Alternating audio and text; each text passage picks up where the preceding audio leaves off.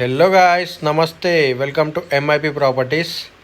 ఎవరైనా కొత్త వాళ్ళు వచ్చుంటే సబ్స్క్రైబ్ చేసుకోండి మన యూట్యూబ్ ఛానల్ని.